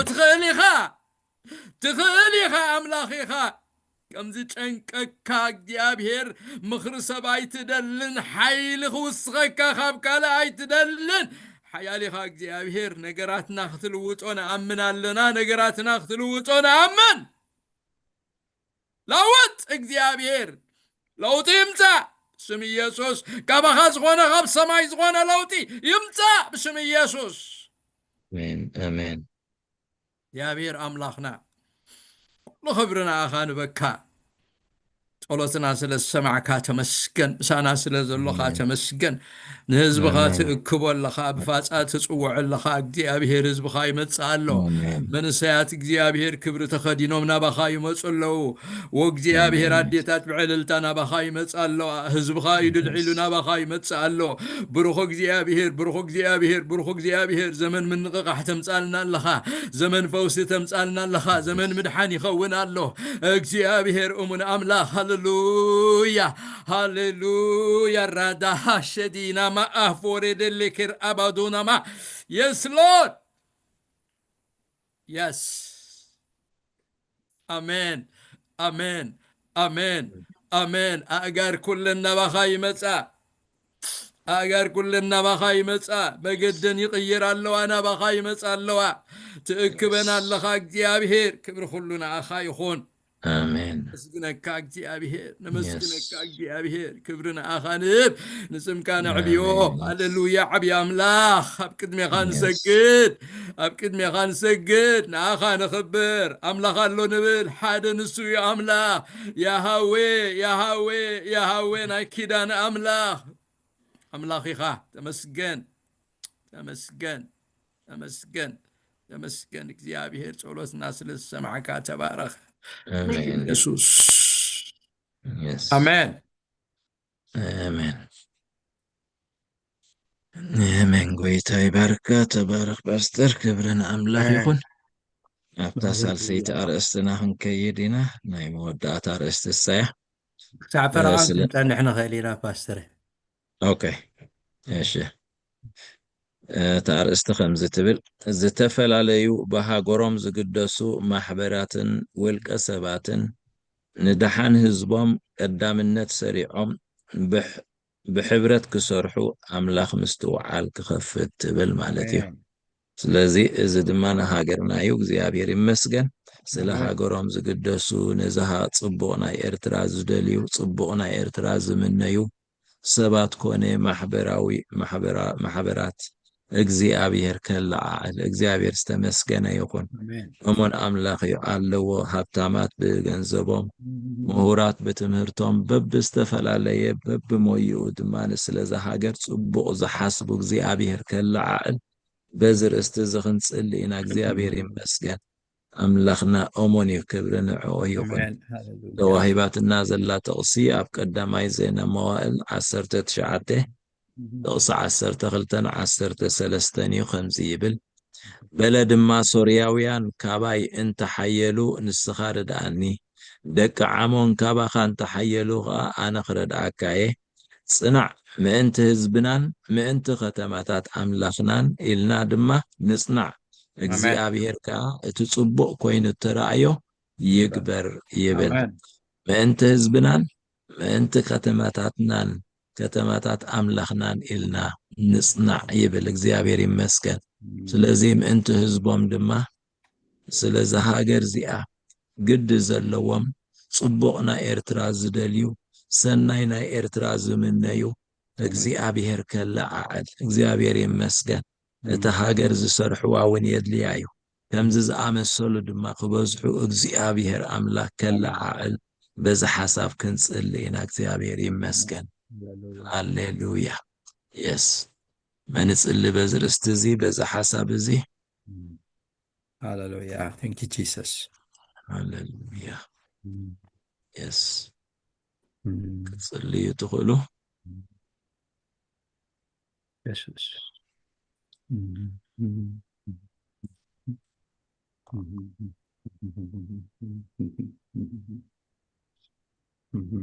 ኣብ ጽቡቕ ቦታ ዘለኹም ሰባት ክትጽልዩ ትኽእሉ ኢኹም أنا خصلي እግዚአብሔር ይባርክኩም አሜን እግዚአብሔር አምላክ ይባርከናን አሜን آمين آمين آمين آمين أنت قدوس أنت حيال أنت جينا أنت تواقعي المسلك هذه اللو እግዚአብሔር أملاخنا زوددرك هذه اللو مجمريان مودات هنزي بالله تمنقستخ እግዚአብሔር نزل عالم سنعات نبر كما خذنا السلام أملاخ يلبون كما خذنا السلام قويتها يلون ندنقك هلنا እግዚአብሔር أملاخ آمين القينا قويتنا نمدحنا يسوس كريستوس تشفينا وإقر زفانو تنبركي خنا እግዚአብሔር من أخنا قنفس زقبرك أنت حيال أملاخ من يمثلك كان بلالنا من يوادرك እግዚአብሔር أملاخ الزين أنا خبرك كان نعبيك كان لنا أزي قيتا سراويتا بوي قبر خان سرح كان اندستنتنا خمتي عنتو زبلو እግዚአብሔር أملاخي وقويتها بحر إرسرا تكفل كلها እግዚአብሔር أملاخ وقويتها ترى إيدو خوات كله أبراهام باريخا እግዚአብሔር أملاخ أبي كم تخيل كيف لتأخ بقص كله وእግዚአብሔር አምላኸ ንስኻ ንልቡ ዝሓባበልካዮ ንልቡ ዘጽናዕካዮ ከመይ ገይረ ኸይደ በጻመ ከመይ ገይረ ኸይደ ብዘይፈልጦ ሃገር ከይበለ እግዚአብሔር ፍቅርኻ ኣብ ውሽጡ ደሪኽካ ዝወጻእካዮ እግዚአብሔር አምላኽ ሎም ድማ እግዚአብሔር ጎይታ ሰራዊት ንባሮትካ ብፍቅርኻ ተደሪኾም ነዚ ጉባኤ እዚ ነዚ ጸሎት እዚ ነዚ ምህልላ እዚ ንኽፈስስ ኣብ ህዝቦምን ኣብ ወገኖምን እግዚአብሔር አምላኽ ኣዋጅ ፍቅሪ أواج سلام أواج مهللا أواج صلوت سلزفسسكا نمسجنك لنا እግዚአብሔር كما يزبلوا عبي أملاخيخا انتي وريتاخ نملس እግዚአብሔር كحقوس كلوس مهللا صلوت يزفسس ጎይታ ሰራዊት አቦ አነ ነገር አለን ንዝበልካ እግዚአብሔር አምላኽ አነ ምስ ነገር አለን ንዝበልካ እንሆም ኤርትራ ነገር አለካ እግዚአብሔር አምላኽ ጉዳይ አለካ ታብሩኽ ጎይታ ምክንያት ገርካላ ኢልካና አለካ እግዚአብሔር አምላኽ ምክንያት ገርካተን ሲካናለኻ እግዚአብሔር አምላኽና ንልብና ኸንቅድና ጸሎት ንልብና ኸንቅድና ምህልላ ናብ ምድፋ ኣብ እግሪ ዝፋንካ እግዚአብሔር አምላኸ ንኹሉ ታዕታዕን እግርግርን መወዳእታ ክትገብረሉ ንኹሉ እግርግርን ጽድቅ ዘይኮነ ነገር ኩሉ መወዳእታ ክትገብረሉ ህዝብኻ ኣብ እግርኻ ተደፊኡ ንሰናይካ ኸዘንቱ ንምኽርኻ ኸዘንቱ ብዝሓለፍናዮ ነገር ኩሉ ክዝክር ዘይረብዕ ምዃኑ ትከንትነት ከስተውዕል እግዚአብሔር አምላኸ ዘይጠቅም ምዃኑ ትግብር ኃጢአት ከስተውዕል ንስኻ ንልብ ህዝብኻ እግዚአብሔር አምላኽ ክትሓባብሎ ንልምናለና ንልብ ነገስታት ምድሪ እግዚአብሔር አምላኽ ንመራሕተና ንልቦም ክትሓባብሎ እቲ ተሓሲቦሞ ዘሎ ወንጌል ክምለስዎ እግዚአብሔር አምላኸ እቲ ጸልዮሞ ዘሎ ፍቅሪ አምላኽ ናብ አምላኽ ክመጹ እግዚአብሔር ብዘገርም ተአምራት ጌርካ ክስሕቦም መንግስቲ አምላኽን ጽድቅን ድለዩ ካልእ ግን ውስኸኩም ዝበልካና እግዚአብሔር إذا بركت ذي أبها قرنا خفسس إذا تأجازي أبها قرنا خفسس وانجيل منقسط أملاخ كسفح وقيت هاي بارتك أنك إدم كتسو إجابير نمبرق نمقرب كسفحو هزبي إرتراخ دحين إجابير أملاخ برهان منفس قدس كل لا سقع مبرق وقادة أقويت هاي أبها قرت جيتا سراويتا بوزي أمنو قادة باوزا خبره إجابير أملاخ برهان منفس قدس إجابير قويتا أب إرتراخ بره نتسل لنا أتخبرون قدسون أملاخنا لسأنا كان قرسل زيلو نتقبرنا نسرحنا نسل زي تسبسب نتسناي كان تبوء كان إجابير أملاخ التذكر إن إجابير أملاخ نتحت أثنيا تذكر نتخول الزبالة تذكر نت إجابير أبسل ما دخنا تذكر نتنا أخذ حدون تذكر إجابير أملاخ ما أخذ مثل أملاخ يلبنمو إن تدنقنا بقبرتات كإجابير كلهم تخيلنا تأمنا وإجابير بيتهاينا مسجنك كان سجدل كان لنا التخبر قدوس لبهزبخا سلز حبابلكا لب باروتكا سلز حبابلكا لب كلهم مؤمنان هزب إرترا سلز حبابلكا عب سلامنا بدحانكم وطو እግዚአብሔር أملاخ نأخا خبرو نمن تطويلهم كم زلو خردهم هاجر نخلهم خانا خفلتو مسحب زبل خبانا خرحق كنت نزبل خبانا خرحق حنت لبخت بنا እግዚአብሔር حنت إرترا قس هزبخا وقويتاي نسيت حلفين من كان النسرح كله نتعسلو إذا زي تأكم نجر كله نتعسلو جابير لبنا بسكف كرتع بذا ساعات جابير أمون نصادق نخا نسخا كل تجبر أملاخي خا جابير أملاخنا وقويت هاي بلمنا كلنا حجد ما نخلن أبيات كريستيان كأب حدا البن أب حدا بركن أب حدا حساب كتر نفنا وجابير إتي جابير أملاخ كيدانا حقن فتحن بوشت بيت كريستيان اللي جمر وقيت هاي نتان السخا بدم كازت رخايا እግዚአብሔር አምላኬ بدم كاز عدكايا كيدو كلهم دق مزامرته يقبروا مزبلك እግዚአብሔር አምላክ إذا ما حبر ذي أبقد ميخا هذا البخت كون نسأل لنا أنا النت منفس كود እግዚአብሔር أجر دبله خرحق زي ما الزاد دبله نقط علنا بقولتها بإيسوس كريستوس سلطان وقولتها نقولهم أقل قلتنا خنا خبر أقل قلت دما فقرهم مالو بقولنا እግዚአብሔር أملاك كم زازم كواسيو وجابير مدري أبز مدري زي حنت خمزي بلنا نحنت منقست أملاخ نسعر كم زلنا خلدهم كلتا يكون أنت منقست أملاخ أنت لو جابير يقرب لنا أنت أتا منقست أملاخ منع أنا سعد كم زلنا خلدنا حدا حسب حدا لبخم كون جابير أملاخ متأززات كمتس مكبار كمتس جابير حتى بدل لبخو خون جابير كمتي أبونا زمهرنا تعاتيقو علبا تعاتيقو أقاروم زحصبه لوم እግዚአብሔር أملاخ حساب أقار كخون حدنا እግዚአብሔር بتحتنا زبل برزنا زبل قدميخا خنمالالس وእግዚአብሔር نلمنك هلنا لما برهان منفس قدوس يبراه أقلقلتها برهان منفس قدوس يملأ أبيت كريستيانات እግዚአብሔር أملاخ بحدنا تأساسيرنا إني تتحيزنا نقصل مقاشانا እግዚአብሔር أملاخ سقع مدتا እግዚአብሔር أملاخ نرسنا تدالينا ننفسات كندالو እግዚአብሔር أملاخ تقان حيلن كتبنا أزي حاصير ጊዜ ينوي حيكونن كمصيو ክርስቶስ كمصيو خملس يتبرخ أبونا اتننا فقون نقصنا كمصيو እግዚአብሔር أملاخنا وقيتها نفقتنا نسخا كو እግዚአብሔር نسخا كو يا يسوس نازراو نفقتنا خلنا نفقك لب كل سب نفقتك حدر ناتك هرر تحضرلو ناتك نفقتك تحضرلو እግዚአብሔር أملاخ اتقع قلتم زبل كل خوجن بقيتها بإيسوس كريستوس سلطان نلمنا لنا እግዚአብሔር قيتنا التأمن نجوز مني مسلك مني وادا درك دقيمنا دقاقيمنا نما الرايك إلى زلك እግዚአብሔር أملاخ نمصباك إلى زلك እግዚአብሔር أملاخ كم تيجيك أبي سرحي ملش كاخ سرحنا تغل ملش كاخ كنا تغل لما بيت كريستيان أبتصنع مسرة كريستوس يوسف تسريتا እግዚአብሔር برهانا خدم كما بكرن زلا مبرات تكون እግዚአብሔር قويت هاين اللي منك هلنا يقولون እግዚአብሔር أملاخ قدسات بهاجرهم እግዚአብሔር أملاخ الحادة خطر نفو كم كلتهم كم እግዚአብሔር أملاخ تزغل الزبلة كله كم ما يوم كوينهم حد كوينهم تطميرهم بوزح تنفر حنت جندي بوزح تنفر كوينهم كسرحو እግዚአብሔር قويتين هاجرهم كقدسون هزبهم كدنقطو تعتع زي كونه بلكالخ عكا زي كونه እግዚአብሔር أملاخ اتهزبن مكرو نشكرو خذكر مكرو نصببو دم ابراهوان مبصح زخل ጸጋ وهابهم እግዚአብሔር سلامن فقرن كورد لمنالنا سلامن فقرن كورد لمنالنا سلامن فقرن كورد لمنالنا እግዚአብሔር أملاخي وقويتها نلمنك لنا بزي فقر خنس مركاين خلينا قويتها تراوج بزي فقر خنسرحين خلينا أرنبنا زحزح زبلخم بطل مأدو أي تكبرنا እግዚአብሔር أرنبنا كرنبنا بفقر إسرنا بفقرنا تأكم تنتخى بفقرنا تأثيرك أمسك الكرانيو እግዚአብሔር دهر كيبلك هيوت كذابك نتمكرك እግዚአብሔር أملاخ مكرك وين غيت رأيك رأسها أحسيرك زوافرك እግዚአብሔር أملاخنا وقيتها إذا خدت أكل كأنت كلك كوا እግዚአብሔር بفقرنا تماريخك أمسك الكرانيو تفتح مزبل كأملاخ لمدما بفقر حدنا كنمررخ بفقر حدنا እግዚአብሔር كنبررخ قدمنا حدنا كنفرر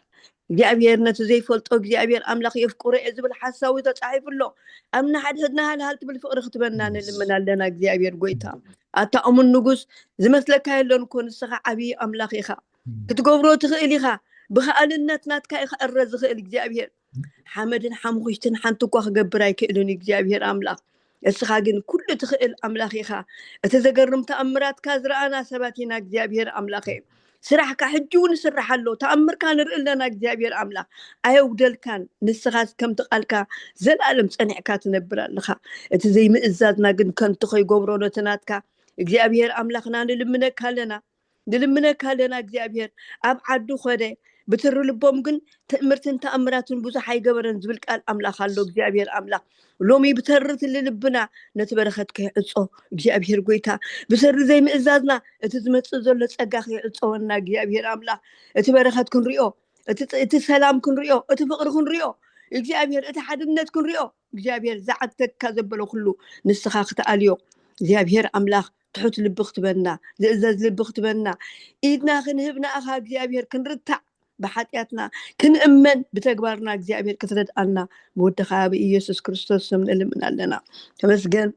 تمسجن أتخال نجوس تمسجن أتخل تغل أملاخنا كما خممنا له እግዚአብሔር قويتاي سن الكات سمعنا لخا مدر ويقحافي بالكان كله እግዚአብሔር تلمنن تصلين صلوت كله عمعكن كخمزة أكب كايو بجزيد ما كله صبوكم تقبرونا أمنينا مونا مسكنا كالنا قويتا تمسجن أتخل تغل أملاخنا تمسجن أبسرعك خمزيتك قرئنا كالنا أيتكاغن أيتكاغن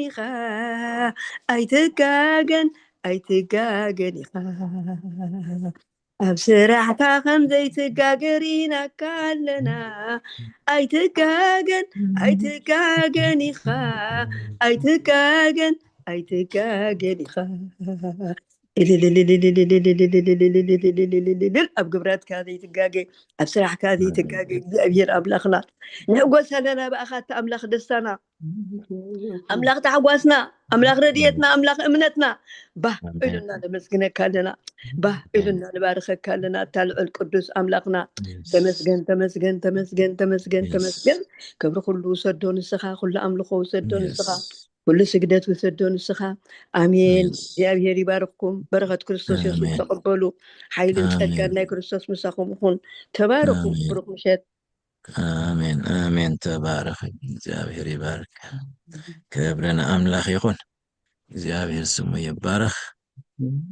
አምላኽና እሞንዩ ነዛ ሃገር ዝሓስቡላ ዝሓልዩላ ሰባት ኣለው እግዚአብሔር ድማ ኣብቲ ናቱ ሰዓት ኣብቲ ናቱ ግዜ ድማ ከለዓዕሎም እዩ እግዚአብሔር ዝተመስገነ ይኹን ክብሪ ንዕኡ ይኹን ሓደ ሰብ ክጽሊ ቅድሚ ምውዳእና ሓደ ሰብ ክጽሊ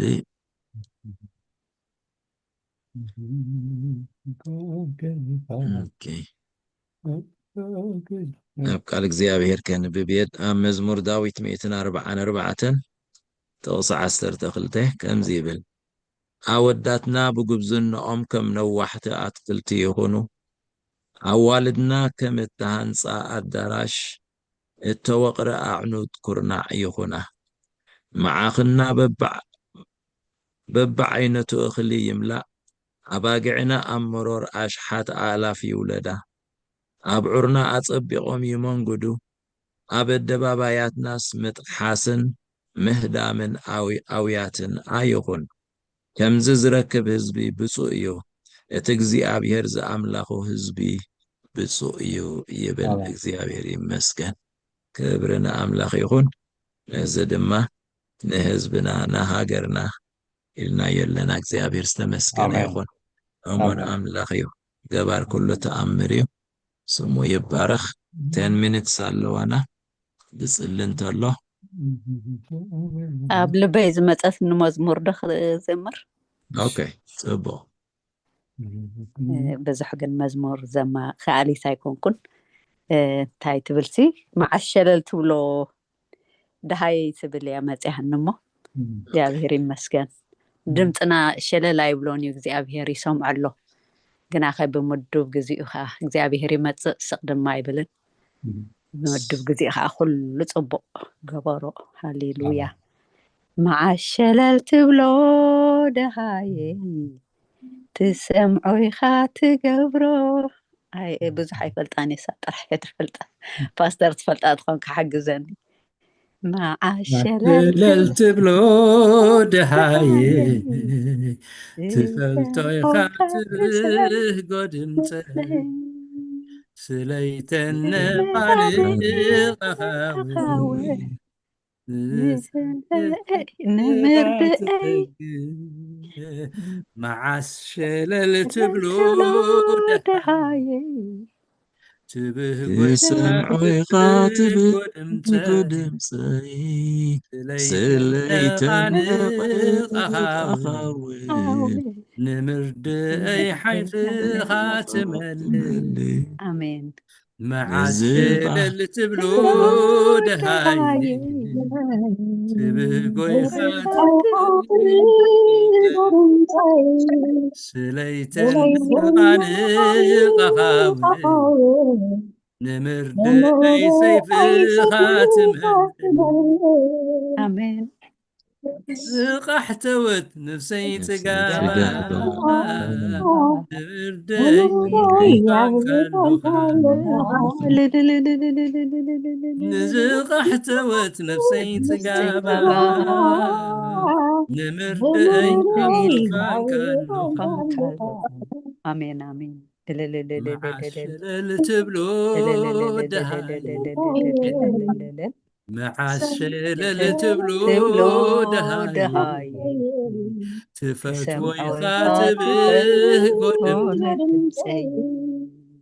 سليتن قانق نمردأي سيف خاتملي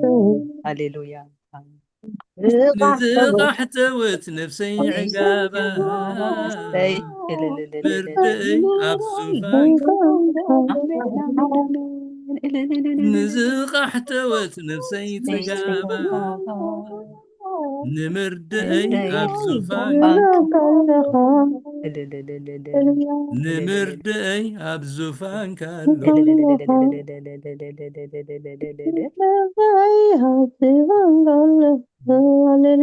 آمين آمين هللويا من كبرنا أملاك يكون እግዚአብሔር ይመስገን سمعي خاتبه قدمتي سليتن غانق أخاوي نمرد أي سيف خاتملي نزق احتوت نفسي تقابا نمرد أي أبزوفان كالوخا نزق احتوت نفسي تقابا نمرد أي أبزوفان كالوخا نمرد أي أبزوفان كالوخا معاس شلل تبلو دهاي تسمعوا يخاتبه قدمتي معاس شلل تبلو دهاي سمعوا يخاتبه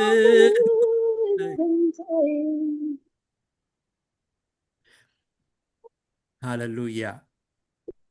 Thank you Jesus هللويا تمسكن لنا تمسكن خنعاتو تمسكن اوكي آمين تمسكن زدل انتلو نكن ودينا ناي مودعتا ብዙሓት ጸለይቲ ሰባት ኣለኹም ኣብ መስመር እቱ ኢልኩም ጸልዩ እግዚአብሔር ይባረኩም ቅድስቲ ዊንታ ኣስቴር ጸጋ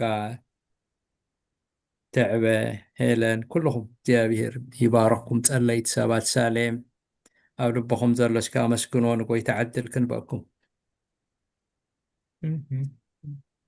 ድምፅኹም ኣስምዕዎ ንጎይታ ድምፅኹም ኣስምዕና ሃሌሉያ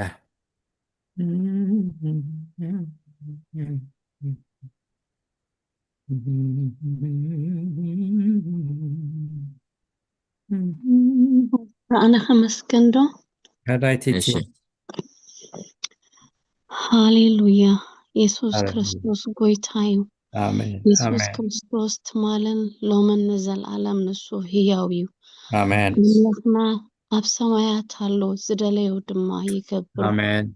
هاليلويا قويتام سانا سلزلخ أنا مسكنك اللونا آمين نتقلو زتقلنا يو دما سلز سمعكيو أزينا نمسكنك اللونا هاليلويا نحساباتنا كابرحو سلتستوعلو نتكيبلنا يوون እግዚአብሔር አምላኽ ንስኻ ስለትፈልጦና መስግነካ ኣሎና ጎይታዬን ኣምላኸን ከምዚ ዝበለ ግዜ ስለዝሃብካና ነመስግነካ ኣሎና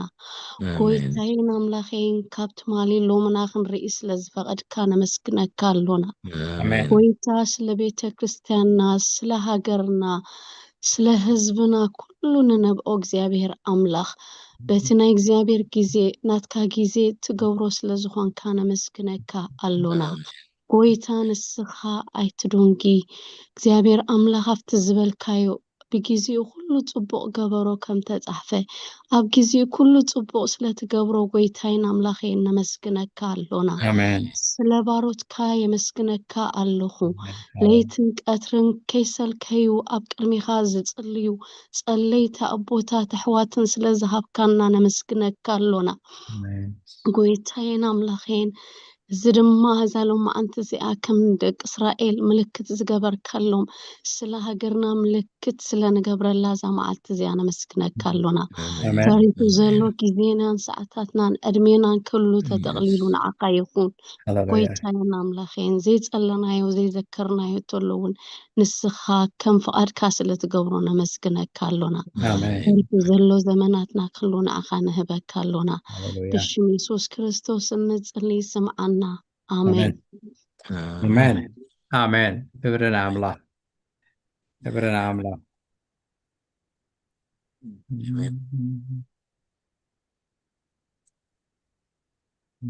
አሜን ፓስተር ናባኸያ ወዲና አለና ክብርን እግዚአብሔር ይኹን እግዚአብሔር ይመስገን እግዚአብሔር ጸሎትና ከም ሰምዐ ኣብ ልብና ትብዓት ኣሎና ክብርና አምላክ ይኹን ነቲ ዝለመንኩሞ ከም ዝረኸብኩሞ እመኑ ክኾነልኩም ተባሂሉ ኣሎ ትጸለናዮ ጸሎት መንፈስ ቅዱስ ኣብ ልብና ዝሃበና ዘፍሰስናዮ ኣብ ቅድሚ እግዚአብሔር ኣብ ኣምላኽ ተሰሚዑስ ዛጊት ኣብቲ መንፈሳዊ ዓለም ፍጻመ ረኺቡ ከም ዝኾነ ኣሚንና ኣለና ኣብ ምድርኻ ክኸውን በታ ኣምላኽ ዝመደቦ ግዜ ክኸውን ምዃኑ ጥርጥር የብልናን ክብርን እግዚአብሔር ይኹን ኣገልግሎትና ኣብዚያ ወዲና ኣለና ሎም መዓልቲ ሰዓት 6 ዝጅመር ኮንፈረንስ ከም ዘለና ጋሻና ፓስተር ዮናታን መጺኡ ኣሎ ሰዓት 6 ኣብ ቤተ ክርስቲያን ተረኺብና ኸዓ ነዚ ህያው ኣምላኽ እንደገና ክነምልኾን ከነመስግኖን ኣብ ቅድሚኡ ክንቀርብን ኢና እዚ ኩላኻትኩም ከም ዝጥዕመኩም ናይ ስራሕኩም ኩነታት ምጽኢኹም ምሳና ተካፈሉ ምሳና ተባረኹ እግዚአብሔር ይባርኽኩም ጸጉ የብዛሓልኩም ብሩኽ መዓልቲ ይግበረልኩም ኣብዚያ ወዲና ኣለና ሰላም ኪዱ ጎይታ ምሳኹም ይኹን አሜን ደሓን ዋዕሉ